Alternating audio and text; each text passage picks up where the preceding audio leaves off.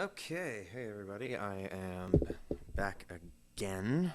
Um, we will see what happens with this. A couple of people have, or at least somebody, has posted on the groups. I thought I'd worked out my audio issues from the stream last night. Actually, let me share a link to that. Hang on. Not entirely sure how to do that. Hang on.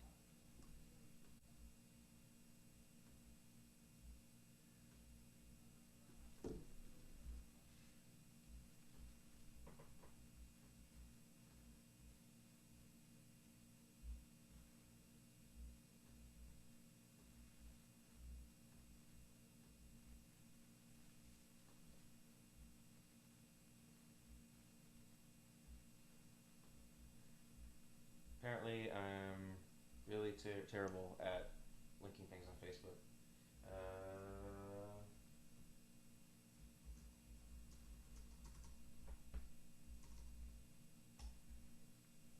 Okay, so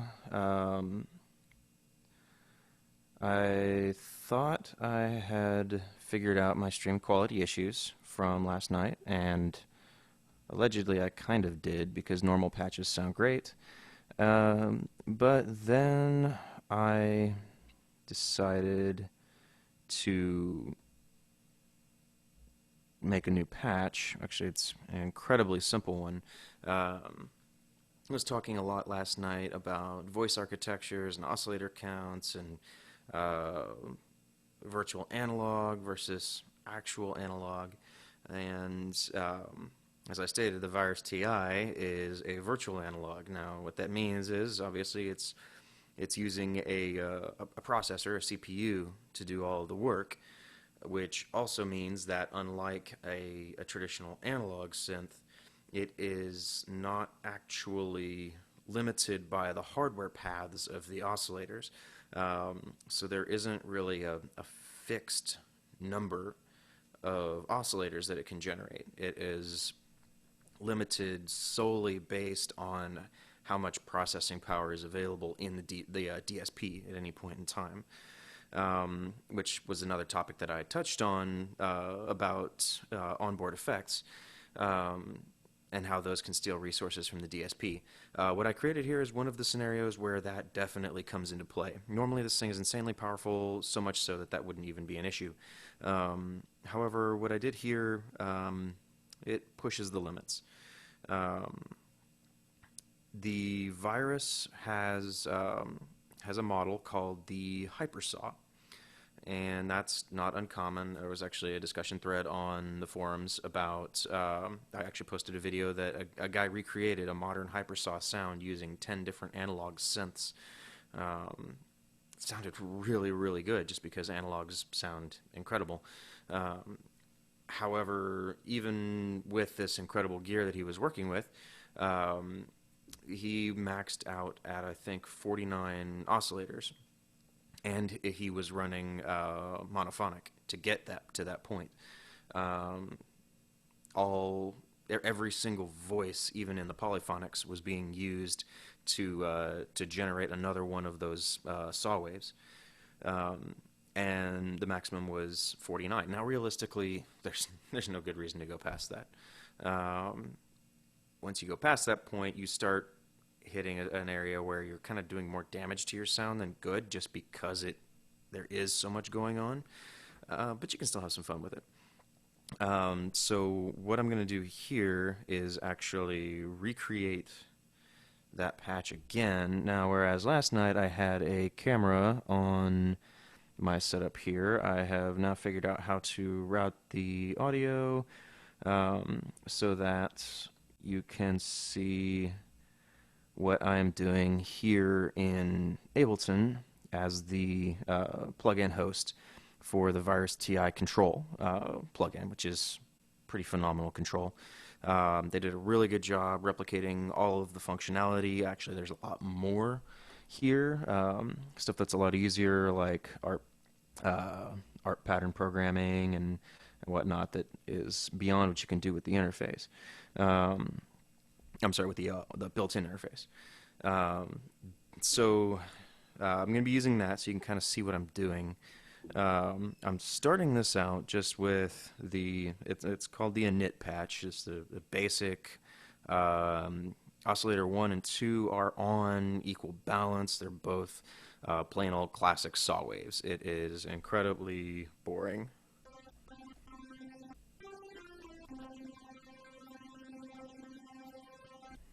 Very little bit of phasing between them. Oscillator 2 is very slightly detuned from oscillator 1. Um, but that's it. Pretty boring. So I'm going to go through the process of stacking an insane number of waves on top of here. So what we'll start off doing, first, we will switch unison from off to 8 voices. Now what that means is that for every given note that I send into the synthesizer, it is creating basically, I guess you could say, 8 instances, in a sense, of the oscillator configuration. So normally, like I said, normally with unison off, here I'm just working with 2 oscillators, oscillator 1 and 2. As soon as I go to twin, that means that on top of the original oscillator 1 and 2, it also creates or uses another duplicate copy of oscillator 1 and 2, both of them, so that I now have 4 oscillators going for every single note I play. And then that number just goes through the roof from there. As soon as I go up to 4 voices, I'm now at 8 oscillators. And then as soon as I go to 8 voices, I am now, just by changing the unison, I'm up to 16 oscillators per voice, or per note. And I have those also slightly detuned. I've got the pan set pretty wide here. We're going to see an infinity here for a second. That was not the screen that I wanted. That's the one. Okay, well, nobody's watching yet, but oh well. It's recording anyhow. So, like I said, we're at 16 oscillators per voice now, so it's already going to be a little bit beefier. Quite a bit, actually. But we're still dealing with single saw wave oscillators at the beginning. So we're going to take that up a notch. What I'm going to do is for oscillator 1, I'm going to switch that over to hypersaw. Now, hypersaw generates multiple oscillators on its own per note, starting with 3. But 3 is a boring number, so we're going to go straight up to 9. We are also going to self-detune those individual oscillators within oscillator 1. So now we are looking at oscillator 1 alone contributing 9 oscillators. But remember, we've got the 8 unison voices. So I'm not going to try and do all the math in my head. I know what some of the final numbers are. But at this point, we've got 9 oscillators here, plus the original 1 out of oscillator 2. Multiply that by 8. So actually, that one's nice and easy, 10. So that's right now we're at 80 oscillators, just by that one setting. So that's obviously pretty beefy, even more so. And then we can do the exact same thing on oscillator 2. Take it to 9. Detune that bad boy a bit beyond its basic detuning. So now what we've got is oscillator 1 and 2 combined, creating 18 oscillators. And then that is driven by the 8 unison voices. So I don't have that in my head. That we are now at 162 voices on a single, or 162 oscillators on a single note. But that's not enough. 162 just doesn't cut it. So what we're going to do is ramp up the sub-oscillators here. Now, the virus's voice architecture and oscillator architecture is such that when you have an oscillator in hypersaw mode and you turn up the sub-oscillator, each one of those oscillators in the hypersaw gets its own, they call it a hypersub. It has its own sub-oscillator, and for the virus, by default, those are square waves, and you can't change them, I don't think. So at this point, we're not adding in more saw waves, but we are adding in more waves. They just happen to be square waves. So I said it does that for each sub-oscillator, or for each oscillator within the hypersaw, and it does it for both voices. So now we have oscillator 1 and 2 at 18 saw waves plus 18 square waves, because each saw gets its own square. So now we're at 36 waves there. And then 36 waves times 8 unison voices, we are now at 288 oscillators per note. Now, as you can tell, it's not actually sounding significantly different. That's because we are well past the threshold at which you can tell any significant difference by the additional voices being added in. But they're there, and it's processing all of them.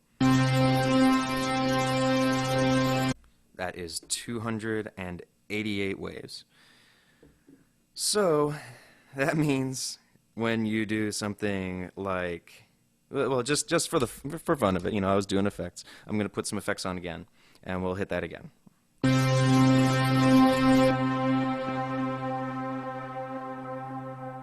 For those wondering, that's the same ML Junior I was running last night.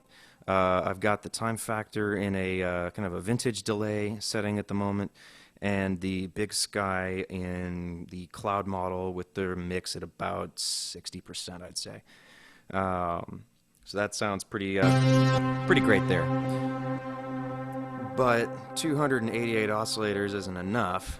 Well, we can't increase it per note, so let's play more than one note, and we will see what we get.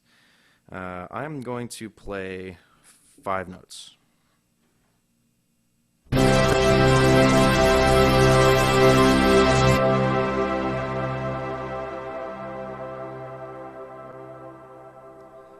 What you just heard was a single synthesizer simultaneously generating 1,440 waves. Let's see, half of those would be saws and half of those would be squares, octave lower squares for the sub-oscillator. This thing is nuts. Now, that also means I can't actually push it much beyond that. In theory, the numbers from Access say that the original TIs can handle about 2,000-ish waves out of the hypersaws. So I'm about 3/4 of the way there. However, of note, that init patch also has instant attack, instant release. So it doesn't have notes hanging around. With that many oscillators, if you have long release that's holding on to those voices, then you very quickly run out of voices. If I try to go beyond that, that 5, let's see if we did, let's see if I can play 7 notes. So there's 4. If I play 7, it's going to start dropping voices.